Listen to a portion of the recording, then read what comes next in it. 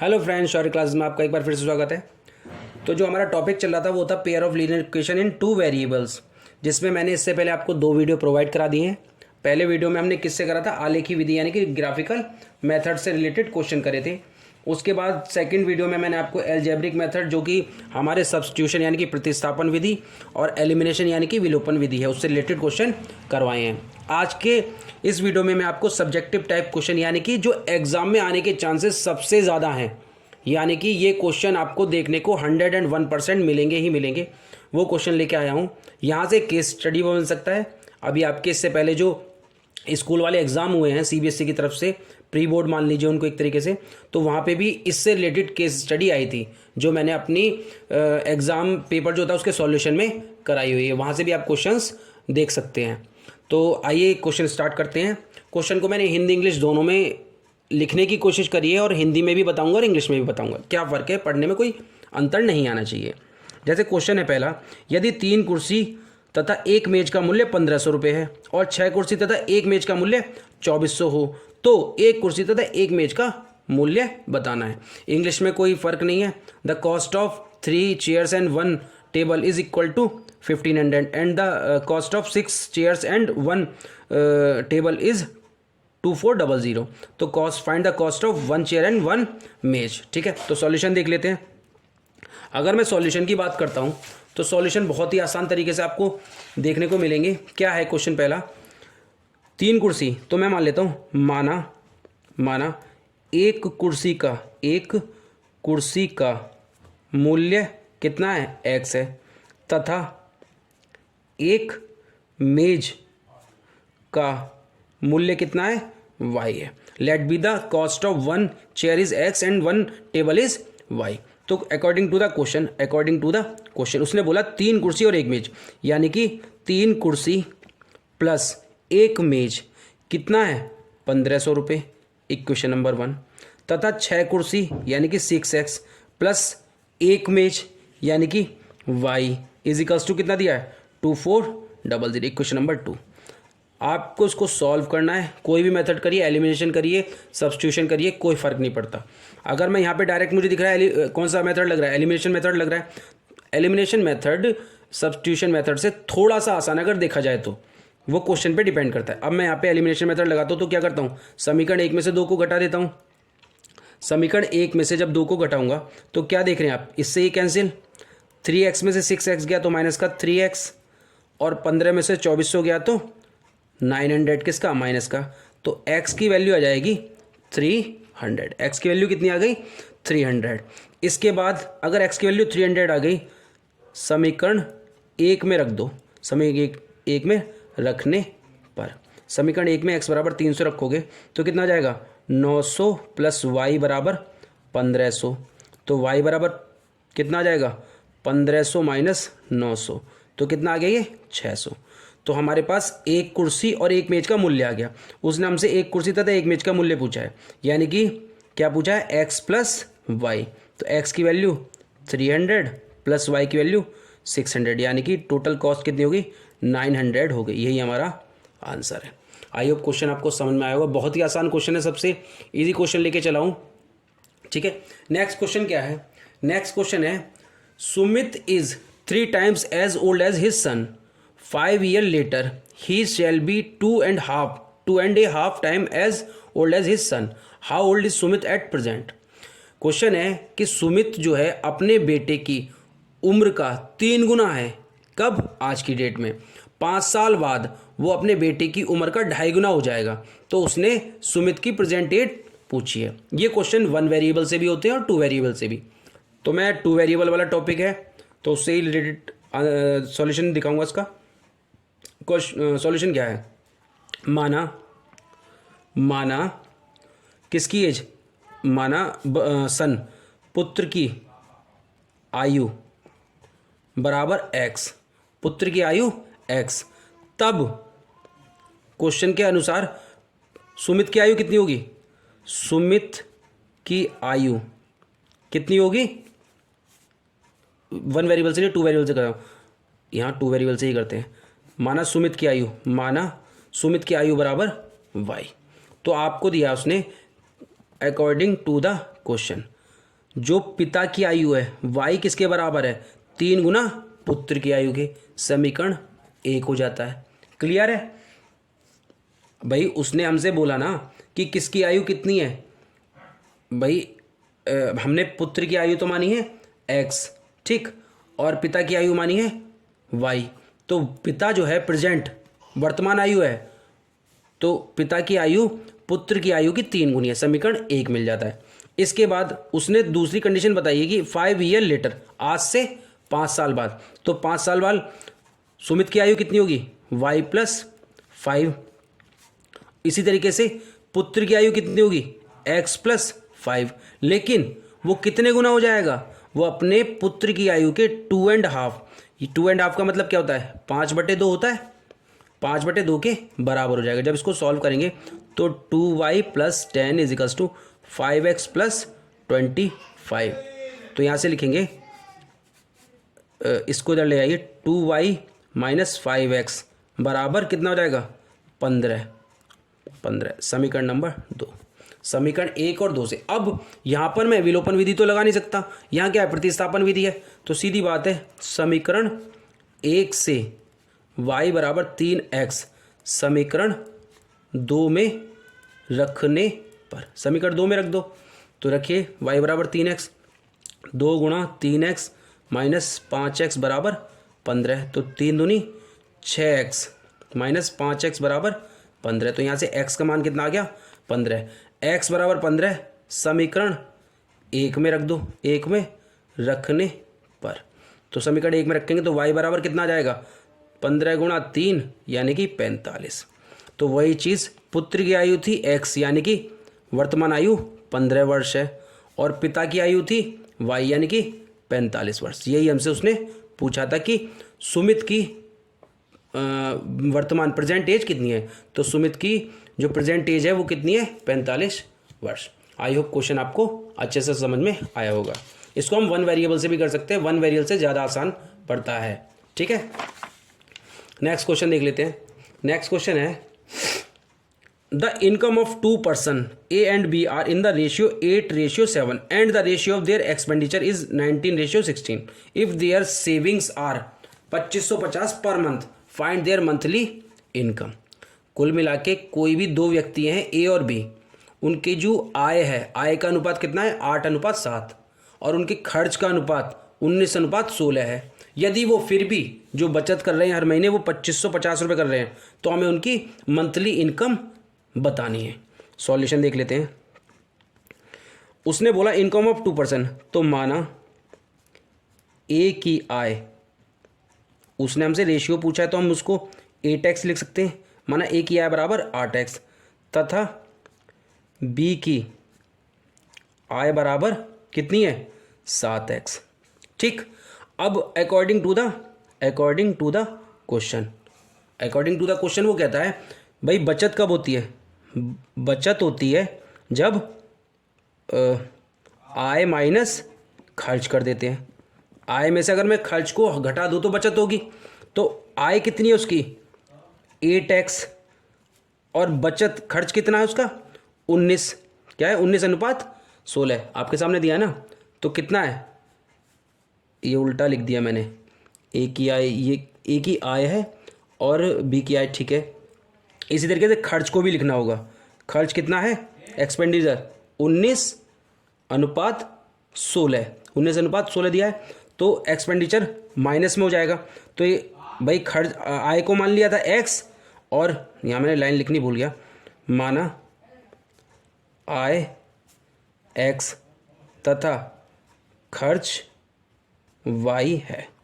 ठीक, तो आय तो हमने, उसकी आय कितनी होगी, एक की 8x होगी, एक की 7x होगी। खर्च कितना हो गया, 19y, और उसके बाद आय में से खर्च निकाल देता हूँ तो आपकी बचत आ जाएगी। बचत कितनी है, 2550। क्लियर। इसी तरीके से बी की बात करेंगे तो बी की आय कितनी है, 7x, लेकिन खर्चा कितना हो जाता है उसका, 16y, लेकिन फिर भी कितना बच रहा है, 2550। ये आपके सामने एक इक्वेशन है, एक इक्वेशन 2 है। इनको सॉल्व कर लेंगे, आंसर आ जाएगा। तो सॉल्व करने का तरीका क्या है, ध्यान से देखिए। यहाँ पे थोड़ी सी कैलकुलेशन आपको टफ मिलने वाली है। कैसे, यहाँ पे सब्स्टिट्यूशन मेथड लगाएं या एलिमिनेशन मेथड लगाएं, किसका यूज़ करें? तो कैलकुलेशन कर लेते हैं। मैं क्या करता हूँ, इसमें तो 7 की मल्टीप्लाई कर लेता हूँ और इसमें 8 की मल्टीप्लाई कर लेता हूँ और एक दूसरे में से माइनस कर देते हैं, तो यहाँ पे कौन सा एलिमिनेशन मेथड लग जाएगा। तो क्या करा मैंने, समीकरण 1 गुणा 7 माइनस समीकरण 2 गुणा 8, जरा कर लेते हैं। 7 अट्टे 56x, 56x माइनस 7 3 63 का 3 हासिल 6, 7 एकम 7 13, 19 सत्ते 133 y बराबर, इसको मैं 2550 गुणा 7 ही लिखता हूँ सिर्फ कैलकुलेशन के लिए, ताकि आपको आसान पड़े। इसके बाद 8 सत्ते 56x माइनस 16 अट्टे 128 y, ठीक है, बराबर, इसको लिखता हूँ 2550 गुणा 8। अब जब मैं इसको माइनस करता हूँ, माइनस ये माइनस माइनस प्लस ये आपका माइनस, तो यहाँ से आप देखेंगे ये तो कैंसिल हो गया। इसके बाद यहाँ पे कितना बचता है, ये माइनस का 133 प्लस का 128, तो 8 5 13, तो माइनस का 5y बराबर। अगर मैं यहाँ से इसमें से इसे माइनस करूँ तो आप ध्यान से देखिए 2500 कॉमन आ जाएगा और 7 माइनस 8 आएगा, तो ये माइनस 5y बराबर माइनस का 2500। तो y की वैल्यू कितनी आ गई, y की वैल्यू होगी 500। क्लियर है, y की वैल्यू आपकी 500 आ जाती है। यहाँ पे कोई मिस्टेक हुई, 2500 नहीं है, 2550 है, 2550, तो 5 पंजे 25 और 510 आ जाए। y की वैल्यू कितनी आएगी, 510। y बराबर 510 किस में रख दो, समीकरण 1 में रखने पर उसने हमसे फाइंड देयर मंथली इनकम पूछी है। मंथली इनकम, तो ये तो x की, अच्छा x की ज़रूरत पड़ेगी, तो y इजगल्स टू 510 समीकरण 1 में रखोगे तो 8x माइनस 19 गुणा 510 बराबर 2550।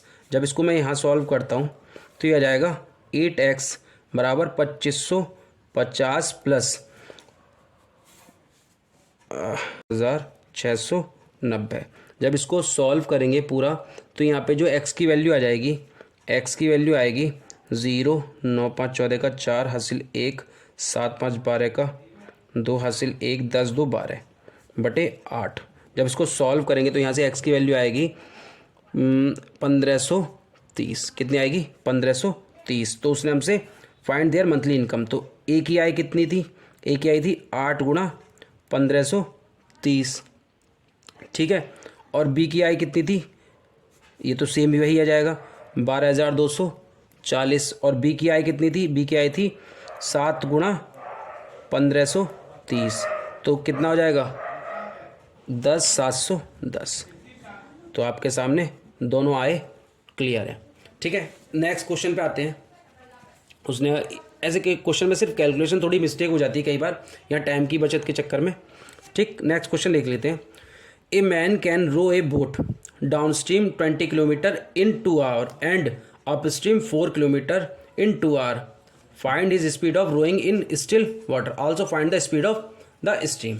क्या है क्वेश्चन, क्वेश्चन है कि कोई नाविक नदी में बहाव के साथ जब नाव खींचता है तो 20 किलोमीटर तक वो सिर्फ 2 घंटे में पहुंच जाता है, लेकिन जब नाव धारा के विपरीत, भाव के या धारा के विपरीत करता है तो वो सिर्फ 4 किलोमीटर चल पाता है 2 घंटे में। तो उसने बोट की स्पीड और धारा की स्पीड पूछी है, शांत पानी में बोट की स्पीड और धारा की स्पीड पूछी है हमसे क्वेश्चन।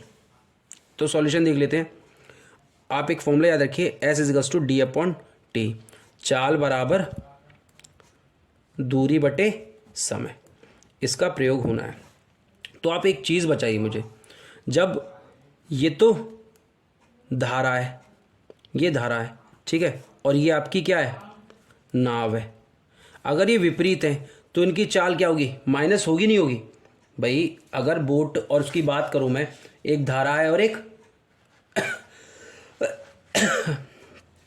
एक नाव चल रही है और एक वो है, तो अगर मैं मान चलता हूं स्पीड ऑफ बोट इन, अगर मैं इसको x मान लेता हूं, x किलोमीटर पर आवर, ठीक है, नाव की चाल x किलोमीटर पर आवर है और धारा की चाल y किलोमीटर पर आवर है। तो जब ये विपरीत दिशा में होंगे तो माइनस होगी या नहीं होगी, तब इनकी जो क्या आएगी, रिलेटिव स्पीड। तब ऐसी कंडीशन में क्या आएगी, रिलेटिव स्पीड। रिलेटिव स्पीड क्या आनी है, x minus y kilometer per hour. और विपरीत दिशा इसको बोलते हैं अप स्ट्रीम, इसको बोलते हैं अप स्ट्रीम। अप स्ट्रीम, ठीक है। तो अप स्ट्रीम उसने कितनी चली है, 4 किलोमीटर चली है, दूरी चली है उसने 4 किलोमीटर। तो यहाँ से एक इक्वेशन निकल के आएगी इस वाले फॉर्मूले से, दूरी बराबर चाल गुणा समय। भाई ये तो था, दूरी कितनी चली है 4 किलोमीटर, समय कितना लगा है, तो समय बराबर हो जाएगा यहाँ से, समय बराबर दूरी बटे चाल। क्लियर। तो समय उसने कितना दिया है, 2 आवर, दूरी कितनी चली है 4, चाल कितनी है x माइनस वाई बराबर 2। एक तो इक्वेशन ये हो गई। अब धारा भी इधर ही है, धारा, ये धारा नहीं, धारा, धारा भी इधर ही है और नाव भी इधर ही चल रही है। तो ये क्या हो गया, ये डाउन स्ट्रीम हो गया, नदी के बहाव के साथ डाउन स्ट्रीम, ठीक है। तो यहाँ पे धारा की चाल क्या थी y और नाव की चाल x, तो ये क्या होगी, जुड़ जाएगी। तो ऐसी कंडीशन में समय कितना लग रहा है, ऐसी कंडीशन में समय देख लेते हैं। तो उसने कितना चला था 20 किलोमीटर और x प्लस वाई, यहाँ पे रिलेटिव स्पीड कितनी हो जाएगी, रिलेटिव स्पीड। ऐसी कंडीशन में स्पीड ऐड हो जाती है। आपको भी पता है बहाव के साथ तैरने में स्पीड बढ़ती है। और समय कितना लगा 2 आवर, इक्वेशन नंबर 2, ठीक। अब आपके पास 2 इक्वेशन है, ठीक, इनको सॉल्व करना है और आपका आंसर आ जाएगा।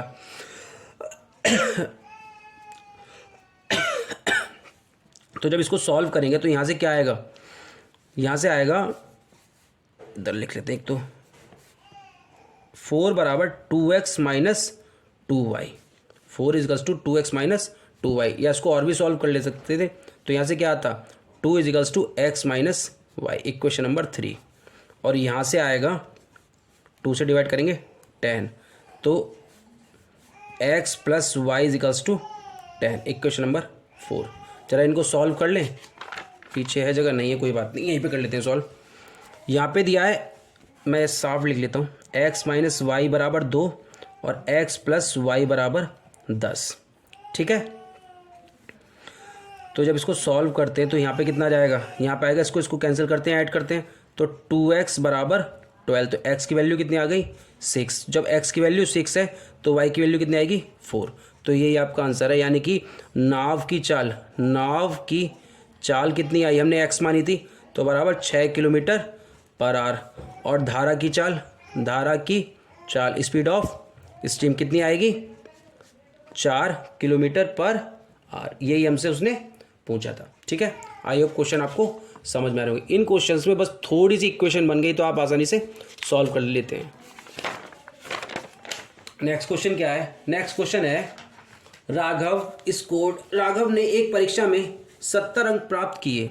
प्रत्येक सही उत्तर के लिए 4 अंक और गलत उत्तर के लिए 1 अंक। प्रत्येक सही उत्तर के लिए तो 4 अंक मिलेंगे उसको, और अगर गलत उत्तर हो गया तो 1 अंक कट जाता है।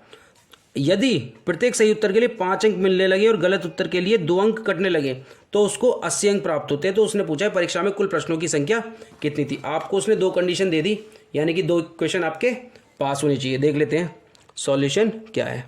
माना सही प्रश्नों या सही उत्तर जो दिए, सही प्रश्नों की संख्या बराबर x, प्रश्न या उत्तर दोनों कुछ भी लिख सकते हैं, और सही गलत प्रश्नों की संख्या बराबर y। आप यहाँ पे प्रश्न कोमा उत्तर भी लिख सकते हैं, ठीक है, जो उसने दिए हैं, ठीक। अब अकॉर्डिंग टू द क्वेश्चन वही आ जाएंगे हम।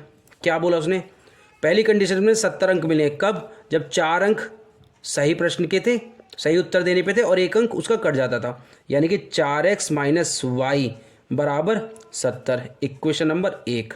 और दूसरी कंडीशन में क्या था, 5 अंक उसको सही उत्तर के मिलते थे और 2 अंक गलत उत्तर के कट जाते थे, माइनस 2y बराबर 80, इक्वेशन नंबर 2। आप समीकरण 1 में 2 की गुणा कर दीजिए और उसमें से माइनस कर दीजिए समीकरण 2। देख लेते हैं। तो समीकरण 1 में 2 की गुणा करेंगे, 4 दूनी 8x माइनस 2y बराबर 140। और यहाँ पे क्या आ जाएगा, 5x माइनस 2y बराबर 80। जब इसको सॉल्व करते हैं, माइनस प्लस माइनस ये कैंसिल, 8 में से 5 गया तो 3x बराबर 14 में से 8 गया 60। x बराबर कितना आ गया, 3 दूनी 20, x बराबर आ गया 20। अगर x बराबर 20 समीकरण 1 में रखने पर, समीकरण 1 में रख देंगे तो क्या आ जाएगा, 4 गुणा 20 माइनस वाई बराबर 70। तो यहाँ से y बराबर माइनस वाई बराबर 70 और माइनस का 80। तो ये मिलेगा माइनस वाई बराबर माइनस का 10। तो y बराबर कितना आ गया, 10। y बराबर 10। तो उसने पूछा था कुल प्रश्न, तो कुल प्रश्न कितने हो गए, 20 तो उसने सही किए थे और 10 गलत, यानी कि कुल प्रश्नों की संख्या 30 थी। आई होप क्वेश्चन आपको समझ में आया होगा। ये क्वेश्चन एग्जाम में आ सकता है, अच्छा क्वेश्चन है। इस टॉपिक का लास्ट क्वेश्चन, मैं कोशिश करूंगा इसके बाद भी एग्जाम से पहले आपको कुछ अच्छे और क्वेश्चन दे सकूं जो केस स्टडी से रिलेटेड हैं। जैसे ये क्वेश्चन दिया है, it can take 12 hour to fill a swimming pool. एक जो स्विमिंग पूल है उसको भरने में 12 घंटे लगते हैं। 2 पाइप हैं। If the pipe of larger diameter is use for 4 hour. 2 pipe हैं, एक बड़ी डायमीटर का है, एक छोटी डायमीटर का, यानी कि एक मोटा पाइप है, एक पतला पाइप है। पूरा भरने में 12 घंटे लगते हैं। अगर किसको, बड़ी डायमीटर यानी कि बड़े पाइप को 4 घंटे तथा छोटे पाइप को 9 घंटे के लिए खोला जाए तो सिर्फ हाफ ऑफ द पूल, यानी कि जो भी स्विमिंग पूल है वो आधा भर पाता है। तो उसने पूछा how long would it take for each pipe to fill the pool, यानी कि अगर मैं अलग अलग पाइप चलाऊं तो कितनी देर में अलग अलग each pipe to fill the pool क्या करेगा, प्रत्येक पाइप पूल को भर सकता है। तो ज़रा सॉल्यूशन देख लेते हैं क्या होगा। Let time take to fill the pool by the larger diameter. हम मान लेते हैं, माना जो मोटा पाइप लिख दे, माना मोटा पाइप पूल को x घंटे में भरता है तथा पतला पाइप पूल को y घंटे में, ठीक है, y घंटे में भरता है। ठीक, तो पहली कंडीशन तो ये थी कि वो दोनों मिलकर, आप एक चीज़ बताइए, कोई आदमी एक काम 10 दिन में करता है, कोई काम 10 दिन, ठीक, तो एक दिन में कितना करेगा, 1/10 काम करेगा, नहीं करेगा, ठीक। तो इस वाले फॉर्मेट का हमको यूज़ करना है। तो उसने बोला कि it can take 12 hours to fill a swimming pool, यानी कि अगर मैं अकॉर्डिंग टू द क्वेश्चन जाऊं तो 1 घंटे में x घंटे में भर देता है और ये y घंटे में भर देता है। तो 1 घंटे में ये कितना भाग भरेगा, 1/x, प्लस ये कितना भाग भरेगा, 1/y, और टोटल का कितना भर पाएगा, 1/12। ये क्वेश्चन नंबर 1 बन जाएगी। क्लियर। दूसरी कंडीशन में कहता है कि उसने मोटे पाइप को तो चलाया है 4 घंटे, ठीक है, तो मोटा पाइप क्या था, x घंटे में भरता था, तो 4 घंटे में कितना भरेगा, 4/x, प्लस और पतले पाइप को चलाया 9 घंटे, तो ये 9 घंटे में कितना भरेगा, 9/y बराबर कितना, आधा बढ़ जाता है 1/2। इक्वेशन नंबर 2 आपके सामने दोनों इक्वेशन मिल गई। आपको इक्वेशन का यूज़ करके क्वेश्चन निकाल लेता। अब यहाँ पे यूज़ किसका होगा, यहाँ पे यूज़ होगा, मैंने आपको लास्ट वीडियो में एक लास्ट क्वेश्चन कराया था, वो क्या था, यहाँ पे क्या करेंगे, 1/x बराबर a मान लीजिए, तथा माना 1/x बराबर a तथा 1/y बराबर b। तब हमारे पास क्या हो जाएगा, यहाँ हो जाएगा a प्लस b बराबर क्या जाएगा, 1/12, और 4a प्लस 9b बराबर क्या जाएगा, 1/2। यहाँ से क्लियर है, आपके पास इक्वेशन नंबर 3 और इक्वेशन नंबर 4 मिल गई। तो ज़रा देख लेते हैं, मैं एक बार दोबारा से यहाँ पे इक्वेशन लिख लेता हूँ। क्या थी इक्वेशन थी a plus b 1/12 a plus b बराबर 1/12 और 4a प्लस 9b बराबर 1/2। आप क्या करिए, इसमें समीकरण 1 में 4 की गुणा कर दीजिए और माइनस कर दीजिए। ठीक है, तो ये कितना हो जाएगा, यहाँ पे हो जाएगा 4a प्लस 4b बराबर 4/12 और 4a प्लस 9b बराबर 1/2। जब इसको सॉल्व करेंगे तो minus minus minus cancel, 4b में से 9b गया तो माइनस का 5b और 4/12 का मतलब 1/3, तो 1/3 माइनस 1/2 तो माइनस का 5b बराबर 6 एलसीएम आ जाएगा तो माइनस का 2 माइनस 3, तो ये माइनस का 5b बराबर माइनस का 1/6। सॉल्व करोगे तो b की वैल्यू आ जाएगी 1/30। b की वैल्यू अगर 1/30 है तो किस में रख दो, समीकरण इस वाले में, समीकरण 3 में रखने पर, 3 में रखने पर क्या हो जाएगा, क्या थी समीकरण 3, a प्लस बी बराबर 1/12, तो a बराबर 1/12 माइनस 1/30, a बराबर एलसीएम कितना आएगा, इन दोनों का एलसीएम आएगा 60, तो 12 पंजे 60 और 3 दूनी 6। ठीक है, तो a बराबर आ गया 5 में से 2 गया 3/60, तो ये कितना जाएगा 1/20। अब आपको पता है मैंने क्या बताया था, यहाँ पे मैंने 1/x इजिकल्स टू तो a माना था, तो यहाँ से क्या आ गया 1/x इजिकल्स टू 1/20, तो x तो भर देगा यानी कि 20। ठीक है, क्या आ गया 20r। इसी तरीके से 1/y बराबर क्या माना था b, तो यहाँ से क्या आ गया 1/y बराबर 1/30 यानी कि y बराबर कितना आ गया 30r। तो आपका जो पतली, भाई ऑब्वियसली बात है टाइम कौन कम लेगा, टाइम कम वो लेगा जो ज़्यादा डायमीटर का होगा, यानी कि मोटा पाइप 20 घंटे लेगा और पतला पाइप 30 घंटे लेगा। आपसे उसने यही पूछा था। आई होप क्वेश्चन आपको समझ में आए होंगे। अगर क्वेश्चन अच्छे लगे हों और वीडियो अच्छा लगा हो तो चैनल को लाइक और सब्सक्राइब जरूर करिए।